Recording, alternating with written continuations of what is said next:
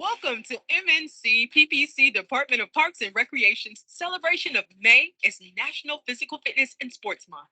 Throughout the month of May, we challenge you to get up, get fit, and play by participating in free activities, classes, and events throughout Prince George's County.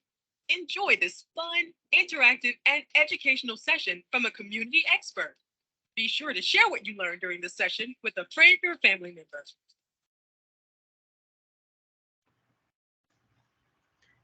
Good evening, everyone. Welcome and thank you for joining us for our celebration of National Physical Fitness and Sports Month. My name is Victoria Alexander, and I'm a Health and Wellness Assistant with the Department of Parks and Recreation. Before we begin, let's go over a few housekeeping items. You should see a microphone icon at the bottom of your screen like you see here on this screen. You will need to click this icon to mute yourself. We would ask that you remain muted to limit any distractions during the program. Next, I want to draw your attention to the camera icon. You will use this to turn your camera off and on. Please be mindful that when your camera is on, all participants joining us this evening will be able to see your screen. You have the option to keep your camera on or turn it off. Remember, we want to minimize distractions throughout the program and keep the focus on the presentation being provided. Next, I would like to show you how to pin a participant. To this, you will need to click on the Show Participants icon. In the Participants column, select the individual you want to view on your screen to click or tap the three dots icon to reveal a menu. From the drop-down menu, select Pin for Me. The pinned participant becomes the focus in your view and only your view, regardless of the speaker. To unpin, repeat these 3 steps and select Unpin. Repeat the same process to pin an additional participant. Please note if you are in a web browser, the PowerPoint presentation will be in a smaller window at the top or bottom of your screen. Next, I'd like to draw your attention to a new Teams feature. You can now turn on live closed captions during the meeting. To this, you will click on the 3 dots for more options. Then you can scroll down and find the option that says Turn on Live Captions. Then you will start to see captions at the bottom of your screen. You may choose to turn this feature on if needed. The last icon I want to tell you about is the chat icon. This will allow you to ask questions throughout the program. To type a question, you will just click on the icon like the one you see on the screen. Turn the chat box and it should take you to what you will see next. Next slide. Once you see the chat box, as you see on the screen here, there will be a space for you to type your question in, hit enter, and we will see your question on the screen. Please ask your questions throughout the program, and there will be time at the end to answer your questions. We're looking forward to a great discussion. So without further ado, I'd like to introduce our trained professional for the evening. Elena Gore is a registered dietitian and licensed dietitian nutritionist with a certificate in training in adult and pediatric weight management. She received her BA in anthropology, BS in biology, and Master of Public Health Nutrition from the University of North Carolina. She worked as a clinical dietitian for 5 years and currently serves the DMV community as a nutrition specialist for Giant Food. She believes nutrition is about balance, not perfection. Elena hopes to inspire others to make every eating experience an adventure and making helpful choices and trying something new. Welcome, Elena.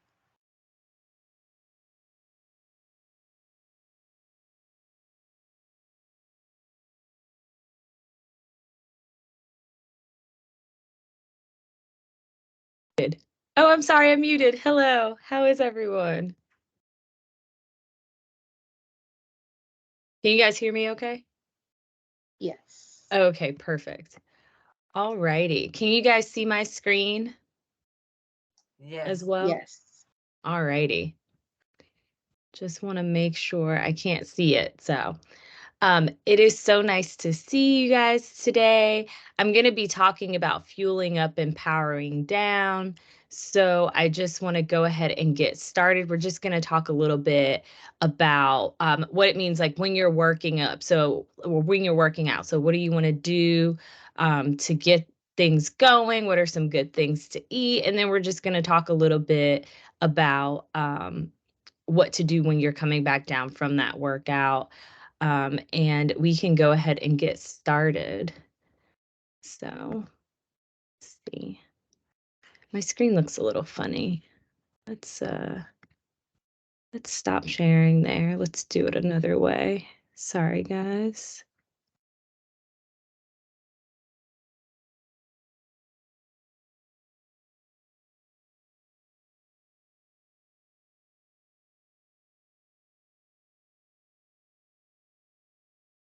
All right. Now I can see it. Perfect. So we're going to talk about exercise recommendations as well as macronutrient exercise connection, what you want to do for pre-workout, and then what you want to do for post-workout. So first, let's talk about how much exercise is needed, okay? So we want to talk about health benefit and what that actually means when we're exercising.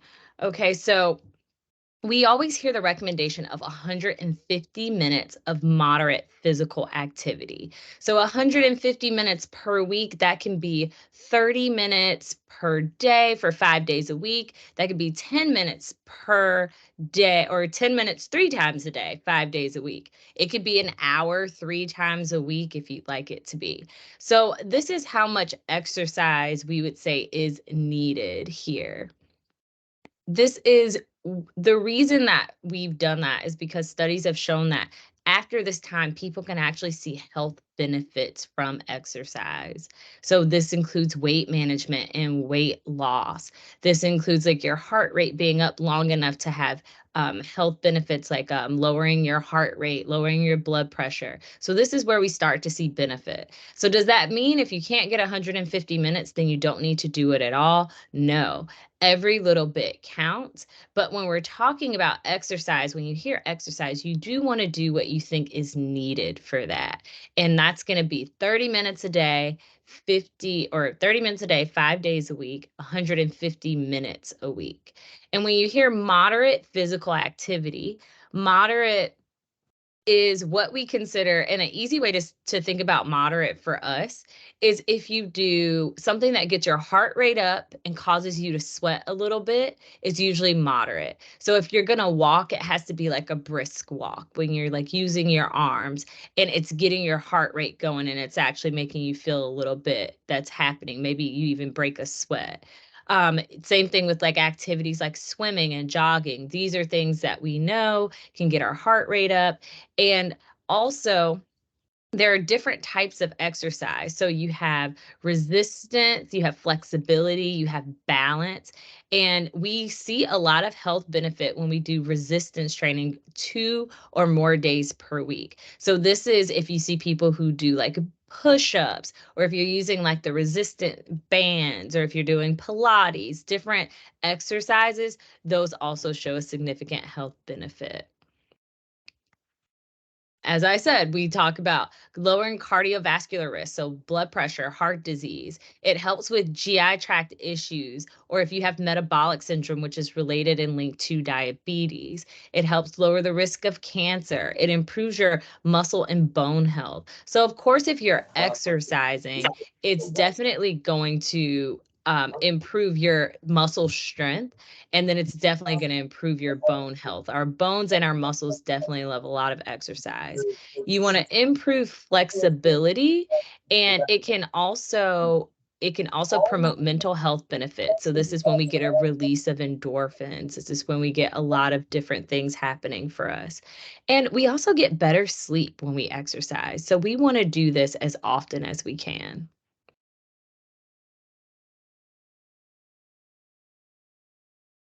All right.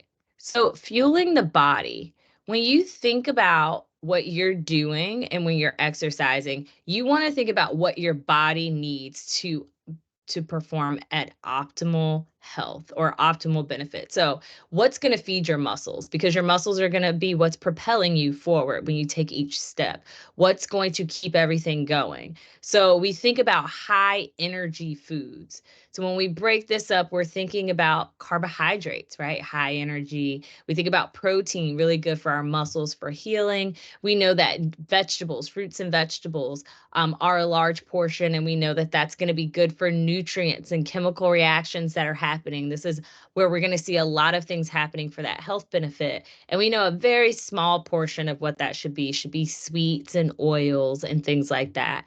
And of course, at Giant, we use guiding stars to help us with this. So guiding stars, 1, 2, or 3 stars, you can figure out which of these types of products are actually good for you or better for you and have the most nutrient benefit. Macronutrients are going to be your protein and your carbohydrates and your fats. And then the last thing we're going to talk about, which is important, is going to be your fluids. So we don't think about fluids as much when we're talking about general eating and health, because we know we want to choose water with our meals. And usually when you see the My Plate, the cup, or it's usually dairy in the cup at the top, or it tells you to pick water. So we know that we do this to help us while eating, but fluids are extremely important for us when we are working out. And so we definitely want to make sure we're doing that. You can still have treats while you're working out, but we'll talk about that a little bit later. So the thing is, we want to know what our macronutrients are. So we hear a lot about carbohydrates, but when it comes to exercise, it's really important that we understand why we need carbohydrates for exercise. So when you're talking to a nutritionist, you hear a lot about, okay, go lower on the carbs, make sure you're watching your carbs, especially if you're pre-diabetic or have diabetes. But essentially, your body's preferred fuel energy source is going to be carbohydrates. So every time we eat, your body is using those carbs almost immediately to fuel your body for exercise or for whatever you're going to do for that day. So every time you eat, your body wants to use what you're eating. It doesn't want to use what you have stored away. It doesn't want to use anything from yesterday. It wants to use that source every day, which is why we eat multiple times a day. So when we hear about breakfast, when we wake up in the morning, it's because we've been fasting for so long because we've been asleep. So the first thing our body wants to process is the first thing we put into our mouths in the morning. So that's why we want your breakfasts to be full of nice protein and fiber, but also some carbohydrates. So think about what this can do for your body if it's your body's preferred fuel source. I think about it like a car. And like if you have a car, you have to put gas in the car in order for the car to work properly. And gas would be carbohydrates for our bodies. The moment you put more gas in the car, you know that the car is going to go further. Could you put other things in the gas tank and it still turn on and go somewhere? More than likely, yes. For any scientists or people who know about gas, there's probably some gas equivalents that you can put in there. But we know that because it prefers whatever your car prefers, that's how it's going to perform optimally. Carbs are going to increase our endurance and our intensity of our workout. So if you're a person who normally walks, but you want to increase that to a moderate physical activity, you're going to need carbohydrates to kind of help fuel your body, help get your body going, saying, okay, I know we usually walk, but to walk slowly, but today we're going to walk briskly. So because we're going to do that, I'm going to make sure I have some carbs in my system. The important part is we want to pick complex carbohydrates when we're talking about fueling up and staying healthy at the same time. So there's always an argument between carbs or between complex and simple carbs, but we'll get into that because that's going to be different whether you're fueling up to get ready to work out or whether you're powering down. So some examples are always follow the stars. These each have 1, 2, or 3 stars here, but these are great choices when you're thinking about carbohydrates. So your pancakes or your waffle mix, your rice, your oatmeal, even carbohydrates, simple carbohydrates like fruit from bananas and your potatoes. Protein are your other macronutrient, and proteins are going to be the building blocks for tissue and muscles. So this is going to you want to spread this out throughout the day, and everybody has a different individualized need for protein. So it's going to be a little different for everyone. Usually protein we calculate, if you know your weight in pounds, you can multiply it by 0.36 grams of protein, and that will tell you your daily need for protein, just if you're not working out, just if you're like going through the day. This is about how much protein you should have per day. When you're working out, especially depending on your intensity, that number is going to increase because it's going to help with our tissue and our muscle integrity and healing. Because when we work out, if you think about it, what's the next thing that happens the next day, especially if it was an intense workout? We're sore. our muscles have felt stress. And while it is good stress for our muscles, they need protein to help get them back in shape, to help reduce that stress, reduce that soreness. They need to heal from all the stretching and the pulling that we've been doing and all the use that we've had of them. So this is an important macronutrient. We know that we normally get them through meats and meat products, but plant-based sources, dairy sources are also great. Here are some examples with stars, such as tuna. You can do butters, such as peanut butter. Your shelled edamame. So edamame is a soy-based product where you can get protein, and also your yogurts. So this is going to be sources of protein. So our muscles really, really want protein, and then our body, our energy, and our brain to help propel us forward, it's really going to want our carbohydrates. So when we talk about fats, we only need a little bit of fat usually per day. And the reason why we talk about them the way we do is, one, Americans get too many fats anyway. So most of us eat and get a lot of fat intake just by the way that food is structured in our society and restaurants, fast food. But in general, fat as a macronutrient is one that actually has the most energy in it. So if you know anything about the grams that we get from carbohydrates or from protein, when we're measuring them as dietitians, there's usually about a 4-unit equivalent for carbohydrates. There's a 4-unit equivalent for protein. And then fats have a 9-unit equivalent. So when we're measuring them and calculating things, fats have so much bang in each gram of fat, in each unit of fat. So however you want to talk about it. So it's a storehouse. This is where we store vitamins. This is where we store energy. Fat is really created in our body. We use it as an energy source, but it's mostly for storage, for those times that we're not eating. Fats are slowly released while we're sleeping so that our body can continue to do what it's doing. So we don't need a lot of fat. But when we do have fat, we want to focus on unsaturated fat. So this is going to be that heart healthy fat, those fats that are good for our muscles, good for a lot of chronic diseases. And we can get that from low fat cheeses and olive oils, and even fatty fruits like avocado, and then nuts are a great source of healthy fats. So know that fats are a great nutrient for us. They are excellent for us, but we just don't usually need to always account for them right now in our current diet and the way that we do it. So the goal is for us to balance it out. And we know this, and you guys have heard me speak before. And if you haven't, I will always talk about my plate. And when we're balancing it, we want to do meals that are nutrient dense. So we talk a lot about my plate. We talk a lot about a half a plate fruits and vegetables, a quarter plate whole grains, and a quarter plate lean proteins.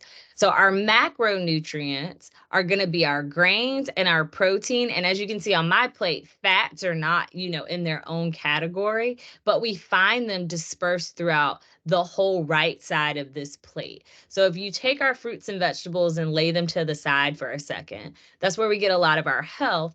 That right side of our plate, the grains, the protein, and the dairy are known to have fat spread throughout them, okay? Especially protein, if you use animal-based protein, and dairy is known to be high in fat.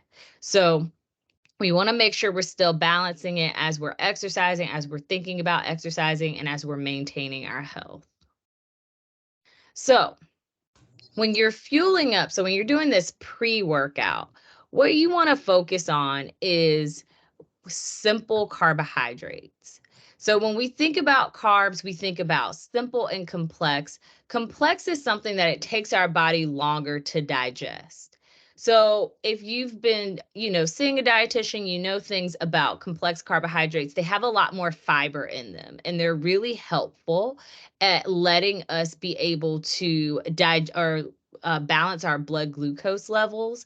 And they're really good at helping us digest other foods, produce vitamins, and clean out our system. But if you're about to work out and you know that carbohydrates are your body's preferred energy source, what we actually want is for you to grab something that your body can burn and use relatively soon. So while most of the time, most nutritionists will say pick complex carbohydrates over simple, right before you're about to work out is usually the exception to that rule. So if you think about fruit, if you think about sweet things, naturally sweet things such as milk or fruit, these are things that are going to have natural, simple carbohydrates in them. And you want to eat them about 30 to 60 minutes before you work out, depending on the intensity and depending on, whatever it is that you're deciding to do. When we say intensity, that depends on how hard you plan to work out, because the harder you plan or the longer you plan to go, the more energy and sustained energy you will need. So you want to make sure that you're eating and getting your body ready with fuel for this. So if you know you're going to go on a really long workout or go to the gym for an hour and a half, or do something like that, be sure to be snacking and eating 30 to 60 minutes before you go, because during that time that you're working out, you're going to burn those calories. When you're powering down, so this is when you've done all the working out, but now you're coming back, or maybe you're at the end of your workout, or maybe you've walked for your 30 minutes that day, you've gotten your brisk walk going on. What you're going to want to do is you're going to power down, and you're going to use the 3 R's that we talk about when you're powering down. So the first one is you want to refuel your energy. So you've just eaten some simple carbohydrates. So this can be bread, this can be crackers, this can be fruit. This can actually be a meal. If you had a meal before you worked out, that's okay too. And so you've burned a lot of what you've taken in and a lot of what you took in before you went for the workout. Because remember, the preferred fuel source for your body is carbohydrates. So if you're a person that's like, oh, I've got some fat stores here, or I definitely want to lose this weight and I want to be doing this, you want to remember that what you put into your body is what you're going to burn off first. So I stress this because if you've had a lot of meals that day, so let's say you've taken in a lot of calories. So at about each meal, we take in about 500 to 700 calories if we've kind of cooked our meal and had it. And so if we're not overeating or eating a lot of fast food and eating out a lot, that's about the average a meal should be.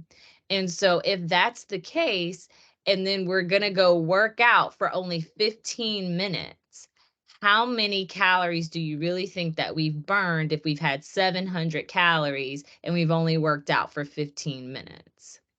We're not going to burn as many calories as we took in. So people start to feel like, hey, I started working out, but I'm not losing any weight. And that's because you need a fuel source before you go work out, but you've got to work out at a length of time that can actually help you to burn not only the calories that you took in for the day or are taking in, but also like calories that you may take in for later. So that may sound a little bit confusing, but basically every day, when we work out for a minimum of 30 minutes with a moderate intensity for the most part, we can burn quite a few calories, all right? And we want to make sure that we're doing that. If we keep our exercise less intense for less time, then we are actually not burning off as much. We're not working out as much for the calories. So when we come to power down, when we refuel our carbohydrates or we refuel our energy, we want to be cognizant of how long we worked out, how intensely we worked out, because maybe we don't need as many carbohydrates right after our workout. If it was a slow day for you, or if it was a low intensity day for you, then maybe when we refuel, remember that, because maybe we've taken in those calories and we've done okay. And we know that we didn't burn off quite as many. We're always going to want to repair. So after we refuel with carbohydrates, We want to repair our muscles, and we're going to do that with protein. So I always recommend before a workout, you want to do simple carbohydrates like fruit, maybe a piece of bread, maybe a quick little sandwich if you want. But when you come back to repair, you want to go really hard on the protein after your workout. So some great protein sources would be nuts. You can do a bar. Some people have like a energy bar right after because it has a good blend of carbohydrates and protein. And you can even do chocolate milk. Chocolate milk is a great post workout, like a glass, maybe no more than 4 to 8 ounces. Has a lot of nutrients in it, a lot of protein in it, and also a lot of good fat in it as well. So there's some sugar, so be careful. But this is going to help repair those muscles because you've used them and you've strained them. And more obviously than those two will always be to rehydrate. So if you're working out and you've gotten that sweat going, because remember, we're trying to get our heart rate up and we're trying to get a sweat going. That's how we know we are working out our heart, our blood is pumping. Maybe we feel all of our muscles feel like they're twitching at the same time if you know you're getting back into it. And you are going to lose fluids because that's what sweat is. We're losing some of the water inside of us, so we have to rehydrate.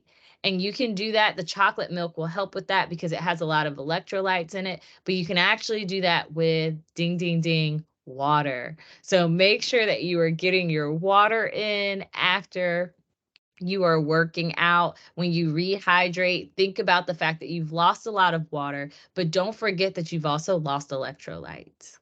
So when you're powering down after a post workout, we're talking moderate intensity and greater.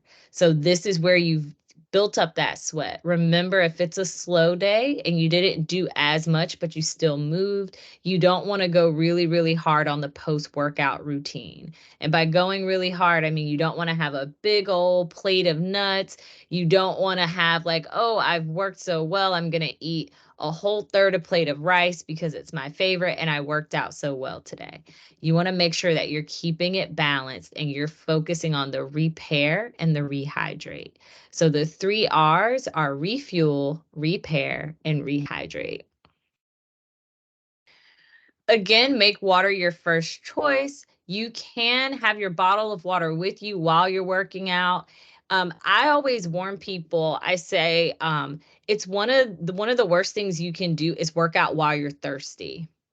So if you start to work out and then you're parched, like you're like really, really parched, I would lower the intensity of your workout and hydrate for a little while because that can lead to passing out, that can lead to dizziness, that can lead to some other things. So make sure that you're hydrating with water throughout the day before a day that you're working out.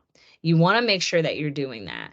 This is again because thirst is an example of you already being a little bit too dehydrated. Thirst is the place we get to when our body's like, okay, you needed to hydrate like 30 minutes ago, an hour ago. So if you're working out and you're losing more and more water while you're already thirsty, I would just take a break, hydrate for a little bit, get about 8 to 16 ounces of water in you, or 8 to 16 ounces of, a Gatorade or something, and then continue your workout. But do not continue to work out if you are extremely thirsty. It's one thing for your mouth to get dry. That's different than extreme thirst. So keep that in mind.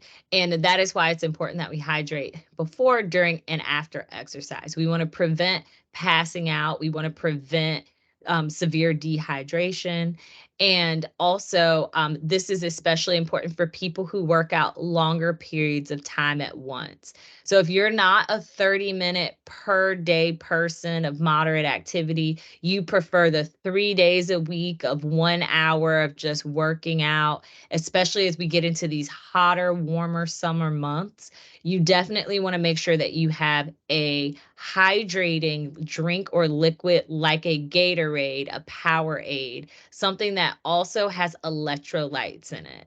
So these are going to be your sports drinks. So again, Gatorade Zero, a lot of them have a zero version where they're not using sugars, because we do need to be careful with the sugars that are in these drinks, because they do still add calories. Even though they add electrolytes and water, they do add calories, but they are highly recommended if you're going to work out in hot temperatures or warmer temperatures and you plan to work out for longer periods of time or longer periods at a time. If you're doing more of your regular day, moderate workout, maybe even minimal, just walking, maybe choose water or flavor water instead. All right. So when you're that person that's working out, you have to think about this not as just surrounding the workout time that you have, but you want to work out you want to think about working out all day. So how do you set your body up all day to be ready for the time that you're working out? So that goes back to hydrating before, during, and after. We should be getting a minimum of 64 ounces a day of water or liquids or fluids, whatever you want to call them. Minimum of 64 ounces, just if we plan to do nothing but wake up and walk around all day. If we plan to do exercise, we need to increase that significantly, especially in hotter temperatures. So I would say for every 30 minutes that you plan to work out, I would drink a minimum of 6 to 8 ounces of water for just that workout. I would add it to what you normally need. If you plan to work out intensely, like do a lot of sweating, do a long distance walk or run, I would definitely increase that to about 20 ounces for every 30 minutes to an hour that you wish to work out. This is so that you stay hydrated. So if you know you're going to work out that day, you normally, you're not that great with drinking your water, but you do want to work out that day, buy a workout bottle.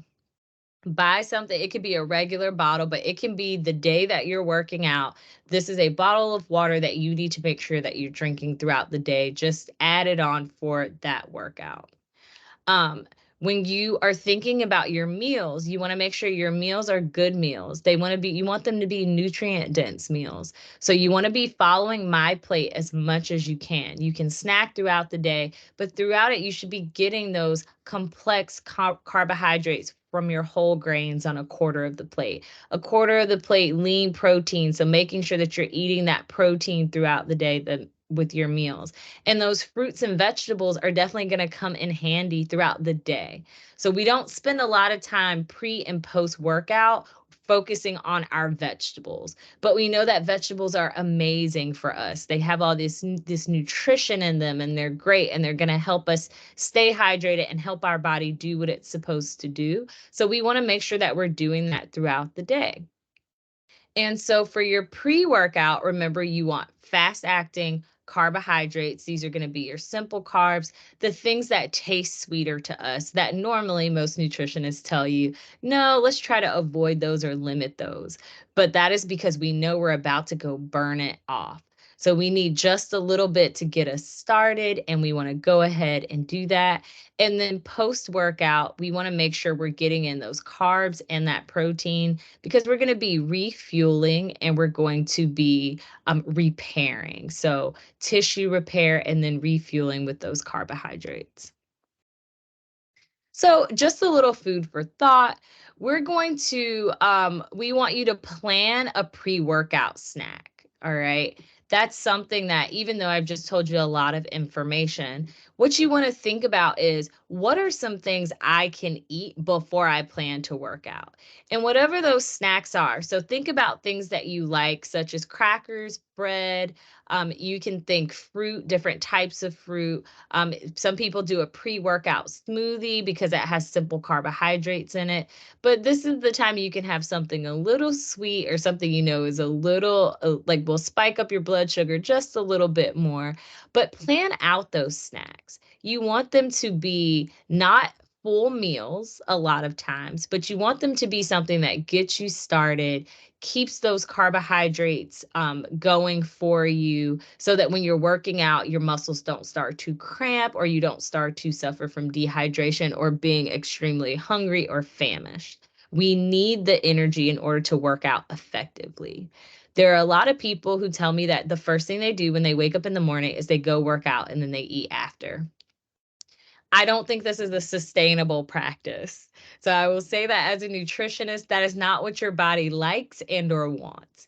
When you've spent time sleeping all night, your body wants energy next. So have at least a snack. Grab you an apple, grab you a couple of mini halos and maybe a handful of nuts, or a piece of toast with, jelly and peanut butter on it, or a peanut butter and jelly sandwich if you'd like, or just a jelly toast.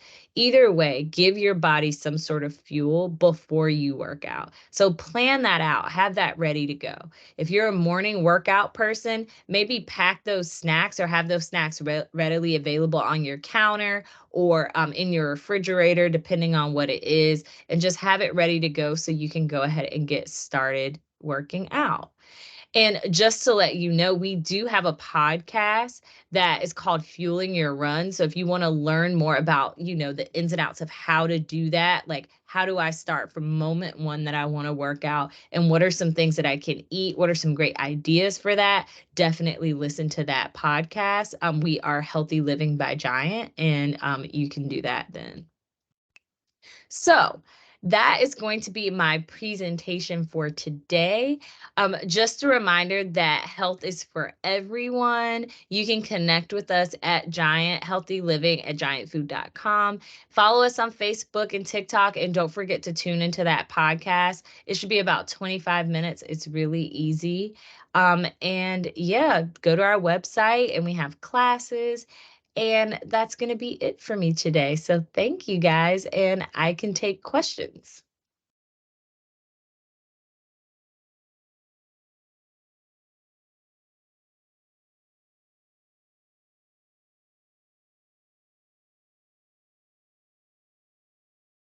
Awesome presentation. Does anyone have any questions they want to type into the chat?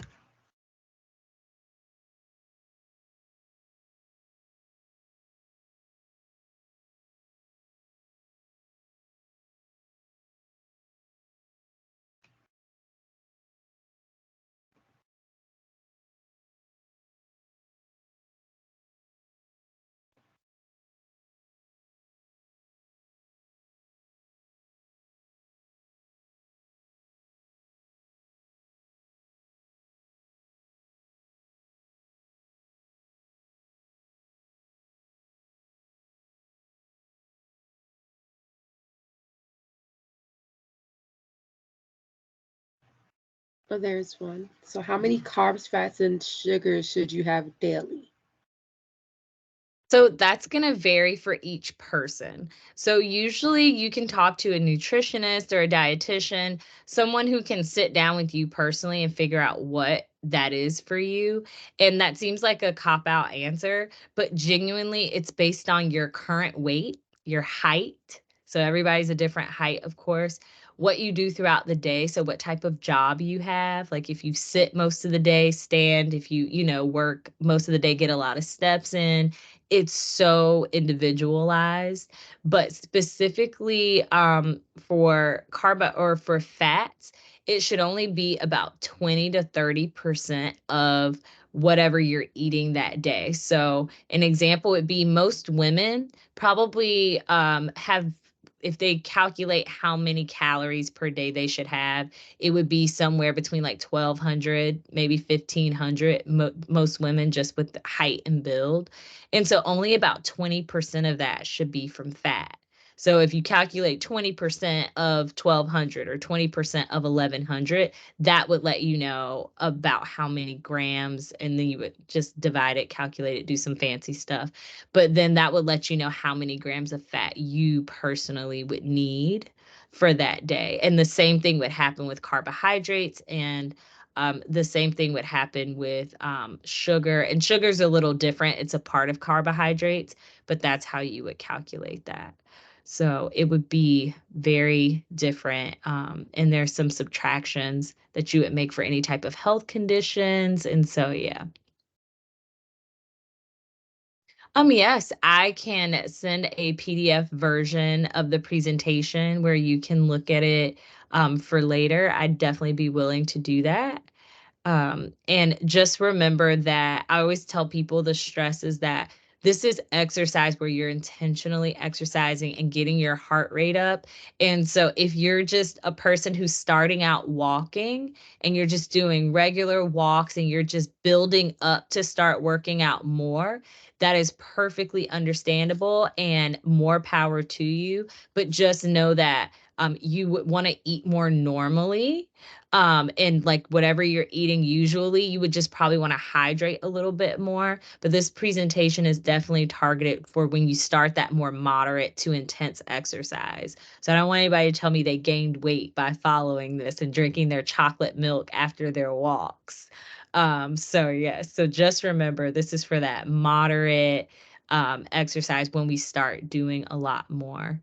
And the last thing that I didn't say in this slide, and we changed our slides up a little bit, so sorry about that, is when you're thinking about this exercise and what's getting your heart rate up and what it's doing, really focus on those things that are fun for you and making them more intense. So again, it's getting warmer. My encouragement is always to find a pool or somewhere to swim or relax in a pool, because it's a great way to get a lot of exercise in, where you're just moving your arms around. You don't even have to swim. You can just stand and just move your arms and move your legs.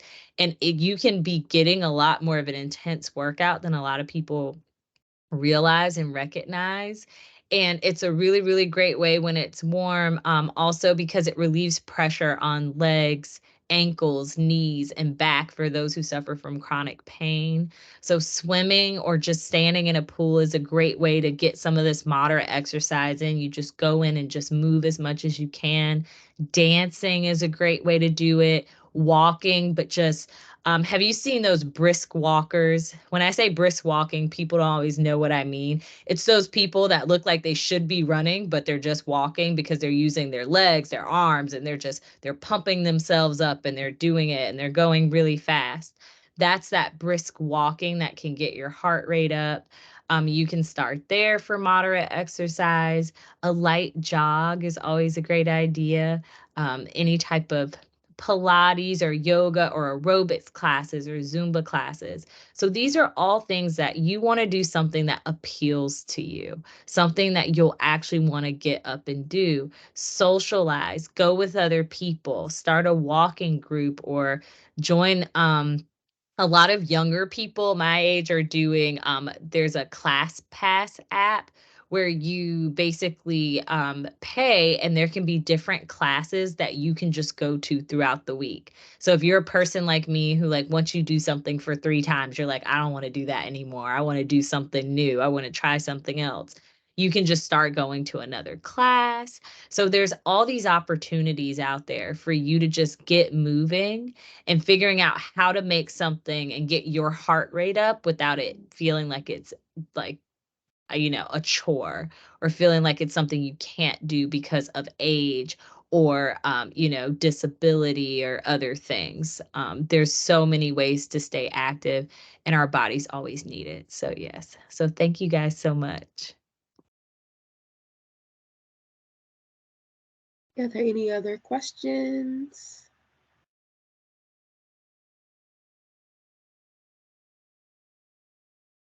Thank you. All right, if not, well, thank you all for joining us today. Before we leave, I have 2 announcements. So we want your feedback. So please complete the survey in 24 hours to be entered into a drawing for a health and wellness gift bag. Please join us for our next virtual cooking demonstration, Healthy Snacks on the Go, on May 17th from 6 to 7 p.m. And you can register through parksdirect.com. Also visit wellness.pgparks.com for more May health and wellness program offerings. Thank you again for joining us, and have a great rest of your night.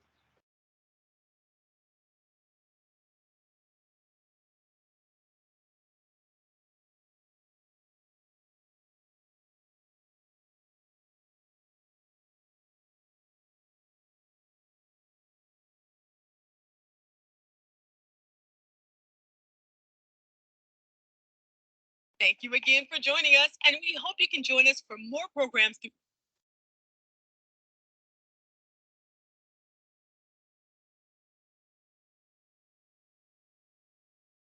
the month of May to celebrate National Physical Fitness and Sports Month. For more videos to help get you up, get fit, and play, visit the Department of Parks and Recreation's online resource center at pgparks.com or the Health and Wellness Virtual Library at wellness.pgparks.com. To find more National Physical Fitness and Sports Month activities, classes, and events, visit pgparks.com and search for May In.